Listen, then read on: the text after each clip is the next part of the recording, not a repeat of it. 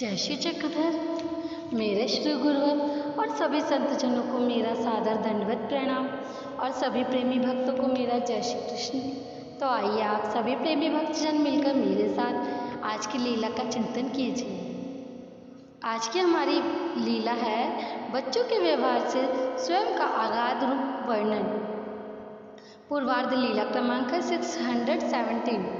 एक दिन प्रातःकाल का पूजा अवसर हो जाने के बाद भगवान सत्या देवी के मंदिर में गए। उनके साथ जानोपाध्याय थे।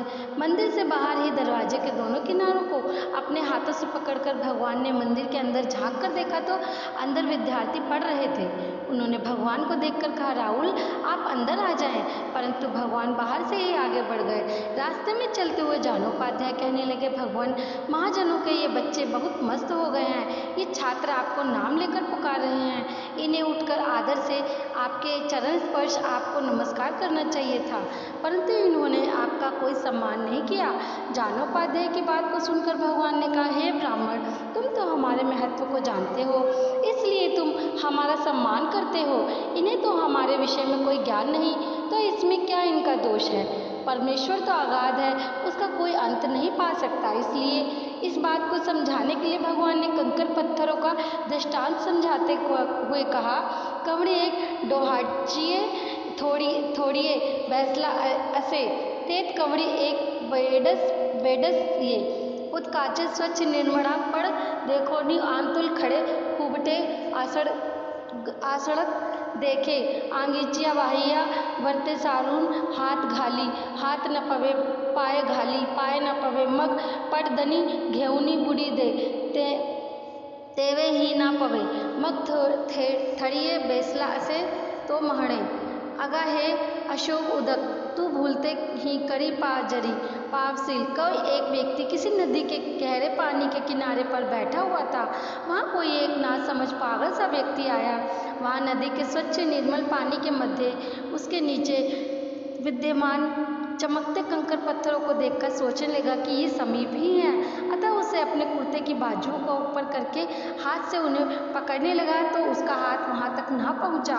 पैर से उसने उन्हें छूने लगा तो पैर भी वहाँ तक ना पहुँचा। फिर उसने कपड़े उतार कर अंगोछा पहनकर उस पानी में डुबकी लगाई तो भी वह उन पत्थरों को ना पहुँच सका। उसे ऐसा प्रयत्न करते देखकर नदी के किनारे बैठे एक दूसरे व्यक्ति ने कहा, इस नदी का पानी बहुत गहरा है, ये कितना भी प्रयत्न कर ले और वह इन पत्थरों को नहीं पहुंच सकता। फिर दयालु भगवान ने कहा, हम जैसे परमेश्वर अवतार का भी कोई अंत नहीं पा सकता, क्योंकि परमेश्वर का स्वरूप अगाध है। ये बालक परमेश्वर के महत्व को क्या जान सकते हैं।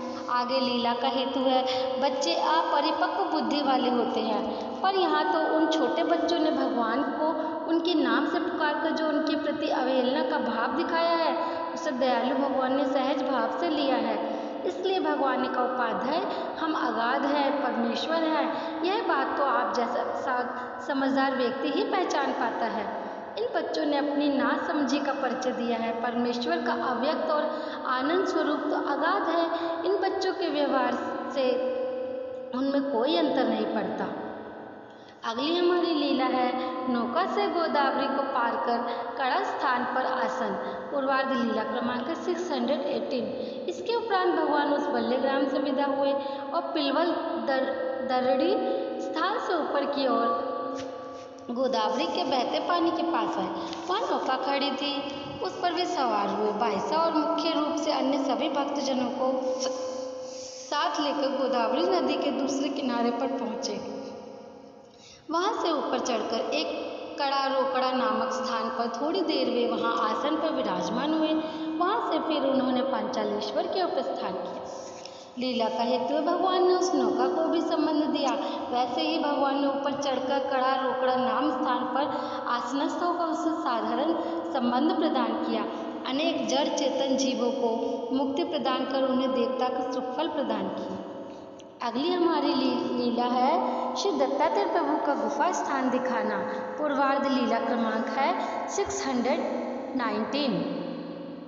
कड़ा रोकड़ा पर थोड़ी देर विश्रांति कर भगवान ने पंचालेश्वर की ओर प्रस्थान किया। वहाँ वे सीधे श्री दत्तात्रेय भगवान के गुफा स्थान की ओर गए। वहाँ पर खड़े होकर भगवान ने भक्तजनों को बताया यह श्री दत्तात्रेय भगवान की गुफा स्थान है, विश्रांति स्थान है। फिर वहाँ खड़े होकर भगवान ने गोदावरी नदी के तीर की ओर संकेत करते हुए कहा, ये तटवर्ती प्रदेश श्री दत्तात्रेय प्रभु जी के श्री चरणों से चिन्हांकित है। फिर उन्होंने उस किनारे को अपनी कृपा दृष्टि से अवलोकन करते हुए श्री दत्तात्रेय प्रभु के स्थान का महत्व समझाया कि यह स्थान अति पवित्र है। फिर भगवान वहाँ से भक्तजनों के साथ श्री दत्तात्रेय भगवान के भोजन स्थान पर गए। वहाँ गंगा तीर की प्रशंसा करते हुए भगवान ने भक्तजनों को समझाया कि यह स्थान श्री दत्तात्रेय भगवान का अति पवित्र भोजन स्थान है। श्री दत्तात्रेय भगवान भिक्षा मांगकर इस स्थान पर प्रतिदिन आकर भोजन करते हैं। यहाँ पर ही उनकी श्री गोविंद प्रभु जी से भेंट हुई थी। यहाँ पर दोनों अवतारों ने इस स्थान को संबंध प्रदान कर इसे अपनी शक्ति से पवित्र किया। फिर भगवान ने अपनी उंगली से संकेत करते हुए श्री दत्तात्रेय प्रभु जी के भोजन स्थान का महत्व समझाया। भक्तजनों से कहा, यह स्थान अति गहन और पवित्र है, आप सभी लोग इस स्थान को दंडवत प्रणाम करें। इसके बाद बाईसा आदि सभी भक्तजनों ने वहाँ दंडवत प्रणाम किया और भगवान ने दोनों हाथ जोड़कर उस पवित्र स्थान को नमस्कार किया।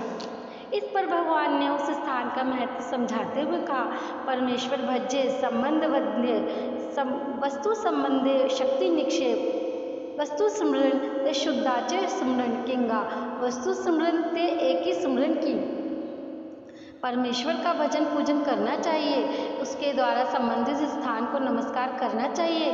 परमेश्वर स्वरूप के संबंध से परमेश्वर उसमें अपनी कृपा माया शक्ति का निक्षेप करते हैं। उस वस्तु के स्मरण से शुद्ध ईश्वर का स्मरण होता है। वस्तु स्मरण भी एक प्रकार की लीला का स्मरण ही कहलाता है। इसके बाद सभी भक्तजनों ने श्री दत्तात्रेय भगवान से संबंधित उस भोजन स्थान को नमस्कार किया।